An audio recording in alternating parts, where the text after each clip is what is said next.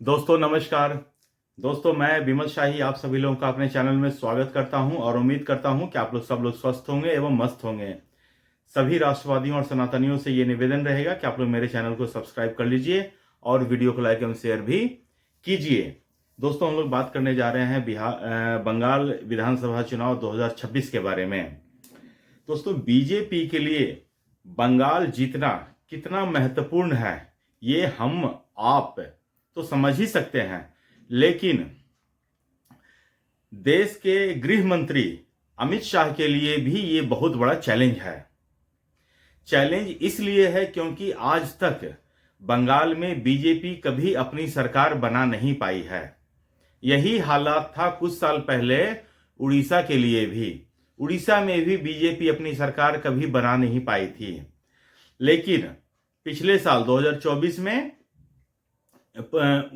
उड़ीसा में बीजेपी ने अपनी पूर्ण बहुमत की सरकार बना ली और वहां बरसों से जो चला आ रहा था नवीन पटनायक के, उनको उखाड़ फेंका और बीजेपी ने अपनी सरकार बना ली है। इसके अलावा देखिए कि अगर आप नॉर्थ ईस्ट में देखिए, जितने भी स्टेट हैं सब में बीजेपी का झंडा उठाने वाला कोई नहीं था, लेकिन आज देखिए नॉर्थ ईस्ट के जितने भी स्टेट्स हैं सब में तकरीबन बीजेपी की सरकार बनी हुई है या चल रही है। एक दो बार से नहीं, बार बार जीत रही है। तो बीजेपी की जो लहर चली है वो नॉर्थ ईस्ट से होते हुए उड़ीसा तक आ चुकी है। पश्चिम बंगाल एक अभेद किला आप कह सकते हैं, जिसे बीजेपी आज तक भेद नहीं पाई है, कभी सरकार बना नहीं पाई है। कभी वहां लेफ्ट का इतना ज्यादा वर्चस्व था कि 35-35 साल तक लेफ्ट की सरकार रही है। उसके बाद जितने भी लेफ्ट के वोटर्स थे वो सारे के सारे टीएमसी पे कन्वर्ट हो गए हैं। तो आज 15 साल से टीएमसी की सरकार चल रही है। ऐसे सिचुएशन में बीजेपी के अमित शाह ने कमर कस लिया है। उन्होंने इस बार ठान रखा है कि कुछ भी हो जाए, इस बार पश्चिम बंगाल में बीजेपी की सरकार बनानी ही बनानी है। सोचिए, पश्चिम बंगाल में बीजेपी की सरकार बनते ही आप देखिएगा बीजेपी का जो रथ है वो दक्षिण की तरफ चल पड़ेगा। दक्षिण में भी, साउथ में भी बीजेपी का रास्ता खुल जाएगा।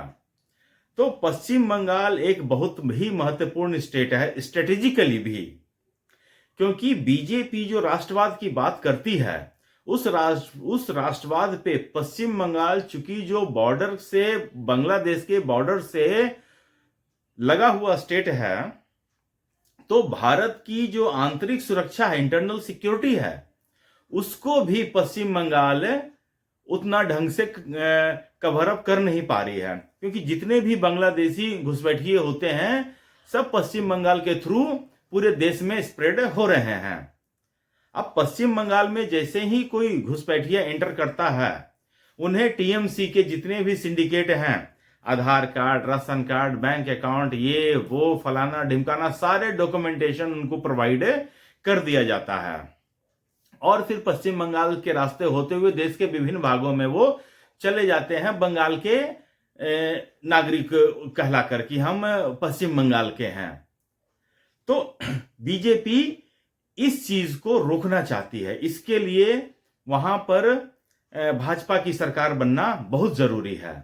इसी स्ट्रेटजी के तहत कांग्रेस के बहुत बड़े नेता अधीर रंजन चौधरी, जिनको कांग्रेस ने तकरीबन साइडलाइन कर दिया है और ममता बनर्जी के हाथों वो हार चुके हैं, तो अधीर रंजन चौधरी को भी अपना अस्तित्व पश्चिम बंगाल में खतरे में दिख रहा है, क्योंकि कांग्रेस तो बिल्कुल ममता बनर्जी के आगे सरेंडर कर चुकी है, लेफ्ट वाले ममता बनर्जी के आगे सरेंडर कर चुके हैं। तो अधीर रंजन चौधरी को फाइट करने के लिए एक मजबूत दल की जरूरत है। इसके लिए वो बीजेपी ज्वाइन करने के चक्कर में लगे हुए हैं। आप देखिए अधीर रंजन चौधरी अभी मुद्दा क्या उठा रहे हैं। वो मुद्दा उठा रहे हैं कि देश के अन्य क्षेत्रों में जितने भी अलग स्टेट हैं वहां पर बांग्ला स्पीकिंग के साथ अत्याचार हो रहा है और ये ये एक इतनी बड़ी नेशनल इशू नहीं है जिसके लिए वो प्रधानमंत्री नरेंद्र मोदी से मिलने के लिए पहुंच गए। तो अंदर ही अंदर बहुत जबरदस्त खिचड़ी पक रही है जिसे हम और आप समझ नहीं पा रहे हैं। लेकिन ममता बनर्जी को चारों तरफ से घेराबंदी करने के लिए बीजेपी एक एक प्लान, फुल प्रूफ प्लान पर काम कर रही है। इसका पहला स्टेप आप देख लीजिए, एसआईआर। बिहार में एसआईआर कंप्लीट होने के बाद एसआईआर का पहला कदम पश्चिम बंगाल पर पड़ा और पश्चिम बंगाल में एसआईआर का काम शुरू होते ही बांग्लादेशी जो पश्चिम बंगाल में वोटर बने हुए थे, 10-10 साल 20-20 साल से रह रहे थे, सब के सब खुद ही बोरिया बिस्तर बांधकर बॉर्डर पर खड़े हैं कि हमें भैया यहां से निकालो बाहर।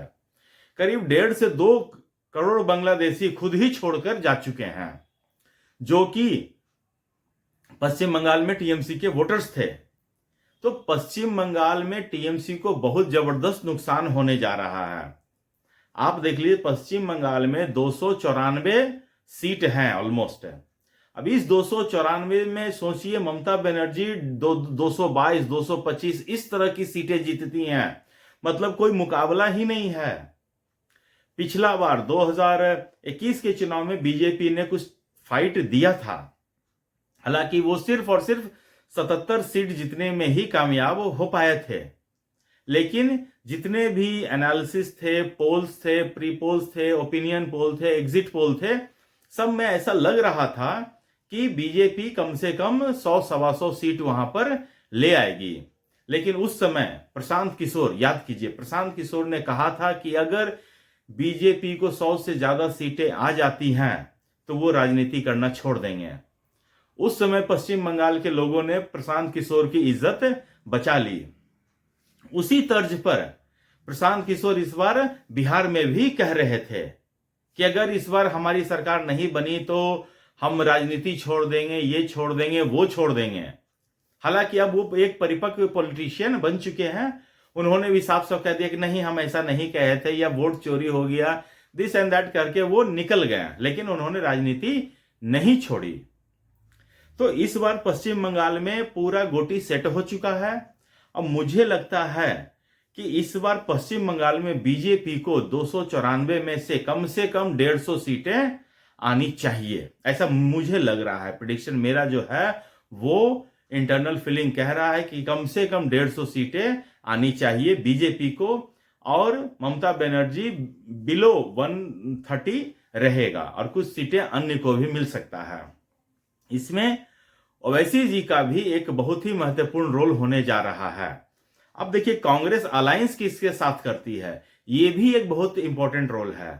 कांग्रेस अगर लेफ्ट के साथ अलायंस करके अपना कुछ वोट खींचती है तो वो वोट भी ममता बनर्जी का ही खींचाएगा। तो अगर कांग्रेस मजबूती के साथ, कांग्रेस और लेफ्ट का जो अगर अलायंस बनता है और वो मजबूती के साथ लड़ते हैं, तो हो सकता है कि ममता बनर्जी के लिए वहां पर नुकसान हो सकता है। लेकिन कांग्रेस की फिर वही पुरानी समस्या, सीटों का तालमेल नहीं हो पाता है, इंटरनल कलह उनका होता है, फ्रेंडली फाइट खेलते हैं। कांग्रेस में तो आजकल नया कल्चर शुरू किया है ना, फ्रेंडली फाइट खेलते हैं, दोस्ती वाला मैच खेलते हैं, वनडे इंटरनेशनल, कि लेफ्ट वाले भी रहेंगे, कांग्रेस के भी कैंडिडेट रहेंगे, इस तरह से लोग काम। बिहार में आपने देखा कि किस तरह से हुआ है। तो बीजेपी पूरी मजबूती के साथ, रणनीति के साथ, शुभेंदु अधिकारी, धर्मेंद्र प्रधान, भूपेंद्र यादव, सुनील बंसल, इन सब के नेतृत्व में, और Amit Shah on top of that, Amit Shah के लीडरशिप में ये सारे जो है चुनाव में जाएंगे। और देखिएगा, चुनाव इस बार पश्चिम बंगाल का बहुत ही ममता बनर्जी के लिए तो मुश्किल होने ही जा रहा है। बीजेपी के लिए मैं ये नहीं कह रहा हूं कि बिल्कुल केक वॉक है, बीजेपी के लिए भी मुश्किल है, लेकिन इन्हीं मुश्किल चीजों के लिए तो बीजेपी अपना मतलब कि बेस्ट देना जानती है, ये आप मानिए। तो देखते हैं किस मतलब कि कैसा होता है। अभी चुनाव में बहुत टाइम है, तो देखते हैं कैसे क्या होता है। तब तक आप लोग अपना ख्याल रखिए, स्वस्थ रहिए, मस्त रहिए। तब तक ले नमस्कार, बाय।